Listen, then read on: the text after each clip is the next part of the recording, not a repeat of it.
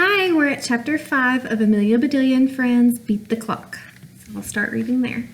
Chapter 5, Cracked Up to Be. That night after her homework, Amelia Bedelia and her parents sat down to supper. It looked delicious, as always.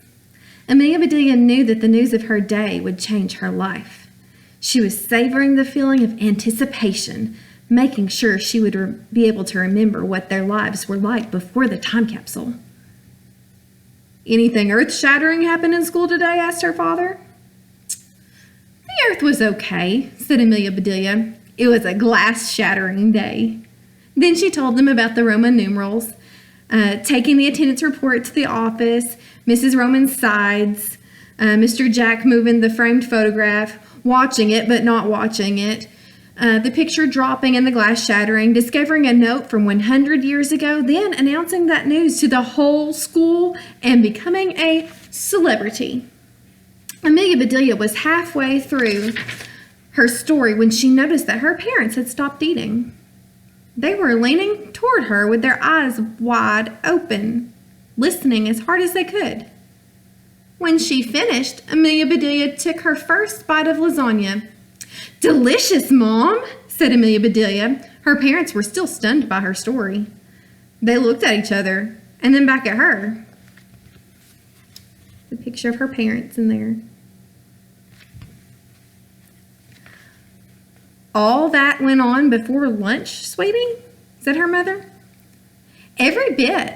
The afternoon was much calmer," said Amelia Bedelia. "Well, thank goodness. If I had gone through all of that, I would have come home for a nap," said her father. "Wow, that is incredible. What's next?" asked her mother. "Miss Hotchkiss wants to dig up the time capsule," said Amelia Bedelia. "She wants to display it at our centennial celebration." "What fun," said her mother. "That would be a huge feather in her cap." Amelia Bedelia thought that getting to see Miss Hotchkiss wearing a cap with an enormous feather in it was even more reason to find that time capsule. "When they find it, it will be interesting to see what the teachers and students in 1920 put inside to share with the teachers and students in 2020, said her mother. "There are time capsules in existence that won't be open for thousands of years," said her father. "Thousands of years?" said Amelia Bedelia. "Nothing lasts that long. Who is going to remember where they buried it?" "Well, when explorers discover an ancient tomb like those in Egypt, it's sort of a time capsule. Sometimes they find jewelry and furniture and scrolls, and along with combs and mirrors and games and other stuff. Since those things are more than 4,000 years old, a tomb can be a time capsule of sorts." Amelia Bedelia shook her head. "I can't imagine waiting 4,000 years for something. I mean, Christmas comes once a year, but it feels like it takes forever to get here. Grandma says that Christmas comes quicker for her every year, which is weird." "Time is relative," said her mother. "A relative like grandmother?" asked Amelia Bedelia. "No, sweetie," her father said. "Relative like compared to something else. Grandma has seen way more Christmases than you. No matter what age you are, there are always 365 days between Christmases every year. But as you get older, it sometimes feels as though it comes sooner and sooner. And when you're younger, it feels like it takes forever." "Sooner or later, the future is coming, ready or not," said her mother. "When it comes to the future, there is only one thing you can be sure of. It never turns out quite like they say it will," said her father. "According to the magazines I read when I was your age, we should have a small helicopter in our driveway instead of a car." "Flying to school in a helicopter? Cool," said Amelia Bedelia. "And you," continued her dad, "would be zooming around with your jetpack instead of riding your bike." "Can I get one for my birthday?" asked Amelia Bedelia, even though that day felt like it was a really long time away. "Sure, right after I get my helicopter," said her father. "I can remember scientists saying that no one would have to cook anymore. A whole meal would be contained in one tiny peel. "That does not sound delicious at all," said Amelia Bedelia. "That's probably why it never caught on," said her father, standing up to clear the table. "The only good thing about taking a peel instead of cooking and eating is not having any dishes to do." Amelia Bedelia joined her father at the sink, drying what he washed. "Then we'd have more time to race around with our jetpacks," she said. Okay, chapter 6. I'll show you this picture real quick. Chapter 6, Barking Up the Wrong Tree. The next morning, hordes of kids descended on Oak Tree Elementary. At drop-off, students hurried out of cars or raced off buses and headed straight for the big oak tree out front. They carried every type of tool used for digging. There were all sorts of shovels and spades and spoons, garden forks, hoes, and even a tiny toy trowel. The kids went right to work, competing to see who could dig the deepest and the farthest and the fastest. Miss Roman was in the school office when she got wind of what was happening out front. A mail carrier had stopped in to deliver the mail and said, "What a great idea to plant a garden out front so everyone can enjoy it." "Planting a what? Where?" asked Miss Roman. "Under the big oak. I've never seen so many kids excited about digging." Miss Roman ran out the building. "What in the world?" she said, shaking her head. Students were laughing and chatting while flinging dirt everywhere. It looked like 50 dogs were trying to bury their bones at the same time.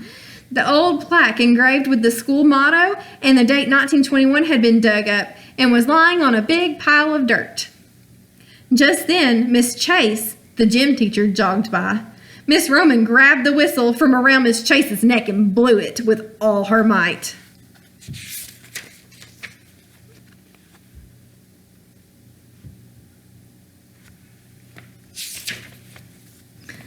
The students froze.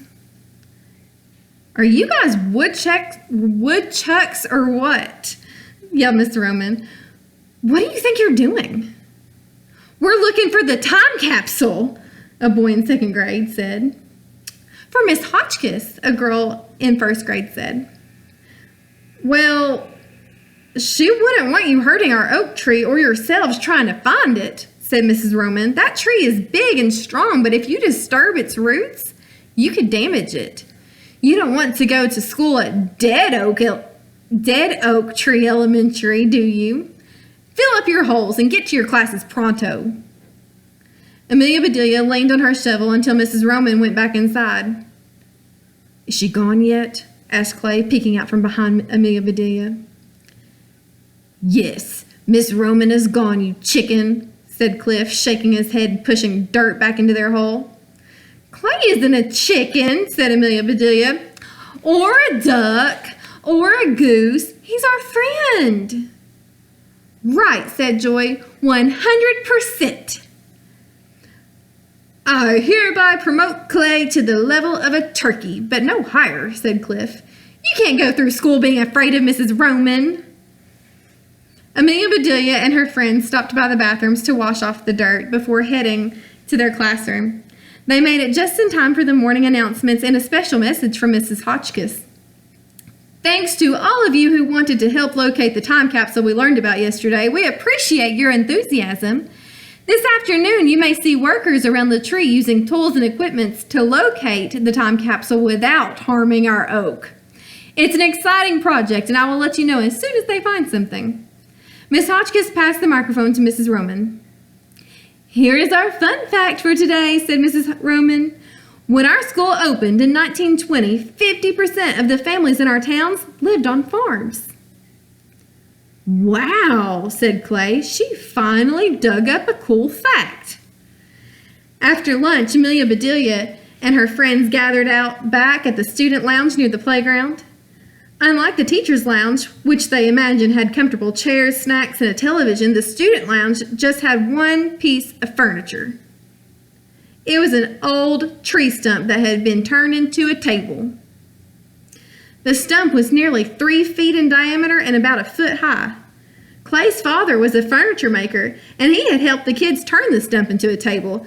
He had trimmed off the part that was old and rotten. He showed them how to use sandpaper to smooth down the top. They painted it with varnish to protect it from the weather. The varnish dried hard and clear, and they could count the growth rings one per year. It must have been a very old tree. When the bell rang, they headed back to their classroom for math. Amelia Bedelia gazed out the window, distracted from her word problem by the team of teachers taking measurements and pushing and pulling long metal rods in and out of the ground. One man was even using a metal detector, the kind she and her cousin Jason had seen treasure hunters using at the shore during the summer. A few minutes later, Miss Hotchkiss approached the workers. From the way they were all shaking their heads, Amelia Bedelia could tell they hadn't found anything. They loaded their equipment back into the truck and waved as Miss Hotchkiss walked back inside. Now what? Thought Amelia Bedelia. Time was running out. That's the end of chapter 6. I will read some more tomorrow, and you can hear more about the story. Thanks. Bye.